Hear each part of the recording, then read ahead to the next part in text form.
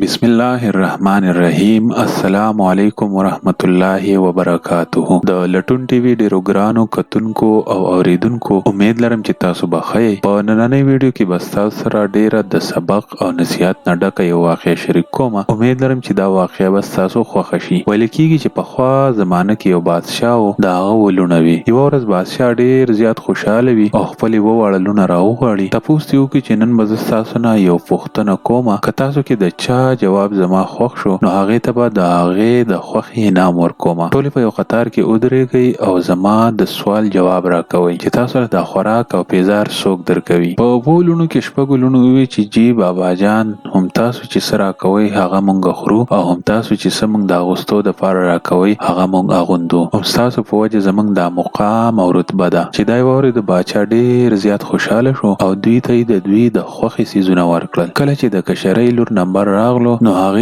وویل چې څه الله راکوي هغه خورم او چې څه هغه راکوي نو هغه اغوندم. زه د خپل قسمت هغه خورم او د خپل نصیب هغه اغوندم. بادشاہ چې دا واورېدو نو ډیر زیات په غوسه شو او ویل چې ای کمبختې، تا زما ناشکري وکړه، تا ته به د دې سزا ضرور میلاویږي. شهزادګۍ ورته جواب کې وی چې څنګه تاسو خوښوي جی بابا جان. بادشاہ سپاهیانو ته حکم ورکړو چې دا ځنګل ته یوسئ او یوازې پرېږدئ. زه ګورم چې زمانه بغیر الله دې ته څنګه خوراک ورکوي. د شهزادګۍ نه ټول شاهي زیورات واپس واخیستل شول او په زړو جامو کې د سپایانو سره کړه او یوازې په ځنګل کې پرېښوده. خو دلته هم شهزادګۍ ډېره په سکون او اطمینان سره وه چې څه مې په قسمت کې لیکلي وي په هغې به د الله شکر وباسم. ټولو سپایانو شهزادګۍ یوازې پرېښوده او واپس لاړل. شهزادګۍ چې کله ځنګل ته وکتل نو هر طرف ته ونې وې او بل طرف ته ماښامۍ هم رانږدې و. شهزادګۍ ځان سره سوچ وکړو چې راشه لږ خشاک جمع کړه چې د شپې ته ځان ته اور بل کړي او همدغه شان به ځنګلي ځناور هم زما خواله نشي راتلی او شپه به هم په آرام سره تیره شي. شهزادګۍ په ځنګل کې په خشاک پسې ووته چې نظر یې په یو جونګړه باندې پرېوتو. د کمې مخې ته چې یو بیزه تړلې شوې وه او د دننې نه د ټوخي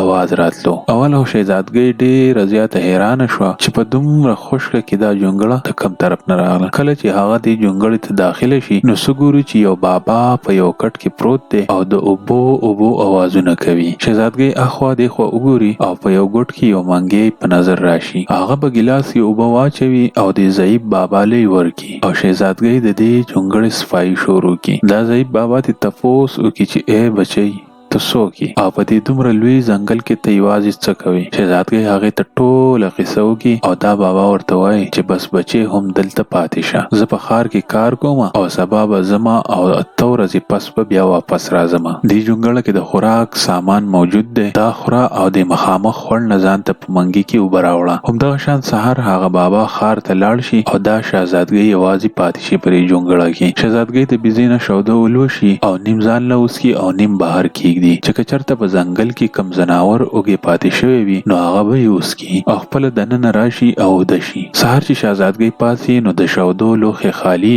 او خواته یو ډېر قیمتي لال پروت وي، کوم چې ډېر قیمتي او نایاب ښکاري. په دې وخت کې شهزادګۍ ته رایاد شي چې په وړوکوالي کې دې یو قصه اورېدلې وه چې کله یو خاص قسم مار ډېر زیات خوشحاله شي نو هغه یو ډېر نایاب لال په خوله باندې بهر ته راتوکي، د کومې قیمت چې د دنیا د هر قسم جواهرات او لالونو نه زیات وي. شهزادګۍ ډیره زیاته خوشاله شي او په زړه کې سوچ کوي چې ګنې مار ډیر اوږې شوی و، په دې وجه هغه دا شوده څکلي او په بدله کې دا لال پرېښی دی. او همدغه شان بله شپه هم شهزادګۍ په لوښي کې شوده کېږدي او چې سهار پاسي په بدل کې لال هلته پروت وي. همدغه شان 7 ورځې پرله پسې شهزادګۍ په لوښي کې شوده ږدي او هر سهار یو لال را اخلي او همدغه شان د شهزادګۍ سره پوره 7 لالونه جمع شي. او په دغه ورځ هغه بابا هم دې جونګړې ته راشي او دغه شان شهزادګۍ هغه ته ټوله قصه بیان کړي او بیا ورته 3 لالونه ورکړي چې لاړ شه او دا په ښار کې خرڅ کا او په واپسۍ کې ځان سره د ښار نه محل جوړولو والا مصریان هم راوله. د باقي 4 لالونو نه شهزادګۍ ځان ته هار جوړ کړي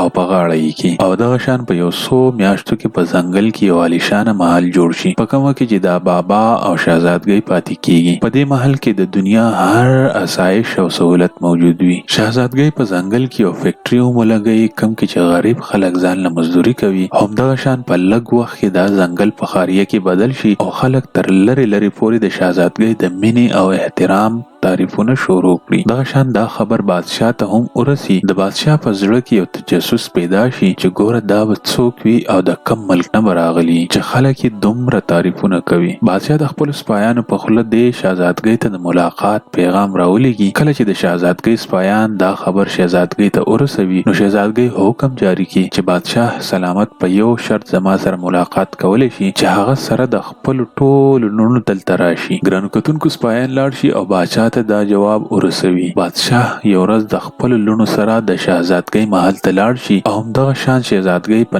نمبر د بادشاه او د هغه د هرې لور سره میلاو شي. خو دې نقاب اچولی وي نو په دې وجه یې دوی ونه پیژني. بادشاه او د هغه لوڼه د دې د محل او د ښکلا او د شهزادګۍ د ډول سنگار نه ډیر زیات متاثره شي. په اخر کې بادشاه شهزادګۍ ته وایي چې بچی ته خو زما د لور په ځای او هم ستا په شرط موږ دلته راغلي یو، بیا زموږ نه نقاب ولې کوي؟ په بار وینا شهزادګۍ مجبور کړي او دی ورته جواب کې وي چې ټیک دا ځان تیاروم نو راځم. دا نور شهزادګۍ ځان سره اوټوسیږي او وایي چې دومره ښایسته جامې پیزار او میلونه خو یې اچولي دي چې دینه بلا نور ځان څنګه تیاروي. په دې کې څه ګوري چې د لرې نه په سیرې جامو کې یو څوک را روانه ده. باچا چې ورته لږ په غور وکتل نو ویې پیژانده. ویل یې چې دا لا تر اوسه پورې ژوندی ده. ما خو ویل چې دا به ځنګلي ځناورو خوړلي وي، ځکه چې ما کله خپل سپایان څه موده پس راولېږل نو هغوی وویل چې په ځنګل کې د شهزادګۍ هډو پته نه لګي. بادشاه د خوشحالۍ نه په ګډا شي او ورته مخاطب شي چې ورشي شهزادګۍ راولئ چې څه غواړي زه به ورکمه او نن به زه تا د شهزادګۍ نه آزاده کړم. که شهزادګۍ ستا د آزادېدو دپاره